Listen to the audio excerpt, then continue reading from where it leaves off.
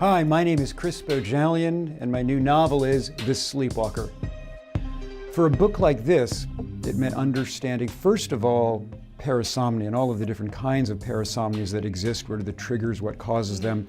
You know, sleepwalkers aren't the most interesting people to interview. The most interesting people are sleepwalkers' spouses and siblings and children, because they are the ones who've seen the sleepwalker. The sleepwalker has virtually no memory of what he or she is doing. So I love to interview sleepwalkers' families.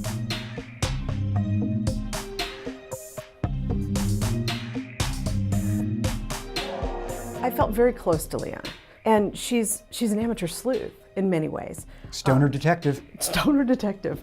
Where did she come from? Liana is 21 years old when her mother disappears. And so Liana, instead of going back to her senior year of college, makes the decision, I can't. I just can't. This wound is too fresh, it's too open.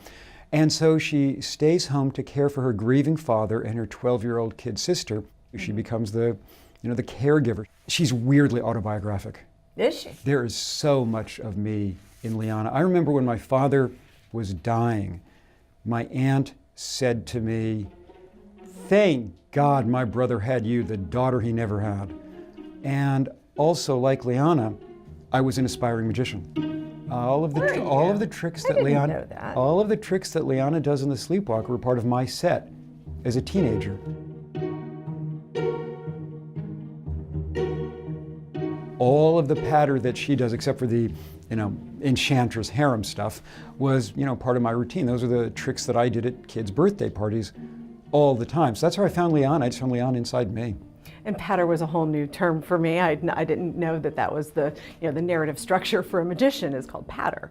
I thought that was great. The only other thing I love about Liana being a magician, and this wasn't conscious when I started writing the book, it was when I was about 2/3 of the way into it that I began to love the weird irony of it. Liana spends her life as a magician making things that have disappeared reappear. Mm-hmm. And now the one thing in the world she wants most to make reappear, her mom, she can't. It's just gone. Jan, I assumed you did that on purpose because you know what you're doing. I wish I could say that. Nope. So it was a subconscious choice. Or really good luck. Chris, thank you so much for being here. It was a fantastic interview and a fantastic book. Thank you so much for having me on, JT. It's a real honor to meet you. And thank you for watching A Word on Words. I'm JT Ellison. Keep reading. Will you tell me just very briefly about what your typical workday is? I'm at my desk at 6 in the morning with an 8.4-ounce can of sugar-free Red Bull, and I watch movie trailers, because those 2-minute commercials for movies instantly catapult me into whatever emotional headspace I want to be in.